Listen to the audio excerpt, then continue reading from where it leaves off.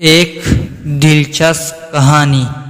ایک آدمی کی بیوی 40 سال کی عمر میں انتقال کر گئی۔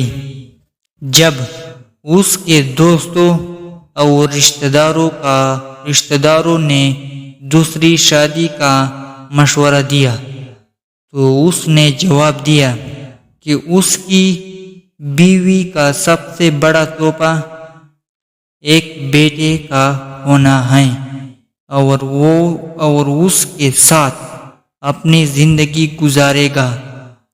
بیٹے کی تربیت۔ جب بیٹا بڑا ہوا تو اس نے اپنے تمام کاروبار کی ذمہ داریاں بیٹے کو سونپ دی۔ وہ اکثر اپنے دفتر میں یا دوست کے دفتر میں وقت گزارنے لگا۔ تنہائی کا احساس۔ بیٹے کی شادی کے بعد وہ آدمی زیادہ تنہا محسوس کرنے لگا۔ اس نے اپنے گھر کا مکمل کنٹرول اپنی بہو کے حوالے کر دیا۔ ایک دن کا واقعہ۔ بیٹے کی شادی کے 1 سال بعد وہ دوپہر کا کھانا کھا رہا تھا جب بیٹا بھی دفتر سے آیا۔ ہاتھ دھو کر کھانے کے لیے تیار ہو رہا تھا۔ بیٹے نے سنا کہ والد نے کھانے کے بعد دہی مانگی تو بیوی نے جواب دیا کہ آج گھر میں دہی نہیں ہے۔ کھانا کھانے کے بعد والد باہر چل قدمی کے لیے نکل گیا۔ کچھ دیر بعد بیٹا اپنی بیوی کے ساتھ کھانا کھانے بیٹھ گیا۔ کھانے کے برتن میں دہی موجود تھا مگر بیٹے نے بغیر کسی رد عمل کے کھانا کھایا اور پھر دفتر چل گیا۔ حیرت انگیز خبر۔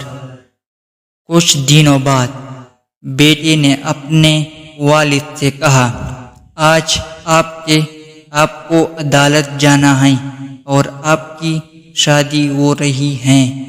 والد نے حیرت سے اپنے بیٹے کی طرف دیکھا اور کہا، بیٹا مجھے اب شادی کی ضرورت نہیں اور میں تم سے اتنی محبت کرتا ہوں اور اب تمہیں بھی ماں کی ضرورت نہیں، تو پھر میری دوبارہ شادی کیوں؟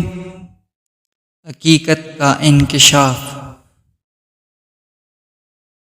لڑکے نے جواب دیا، بابا میں اپنی ماں کو آپ کے لیے نہیں لا رہا، نہ ہی ایک ساس کو اپنی بیوی کے لیے لا رہا ہوں۔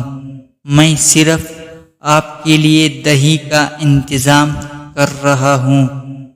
کل سے میں آپ کی بہو کے ساتھ کرائے کے گھر میں رہوں گا اور آپ کے دفتر میں ایک ملازم کی حیثیت سے کام کروں گا تاکہ آپ کی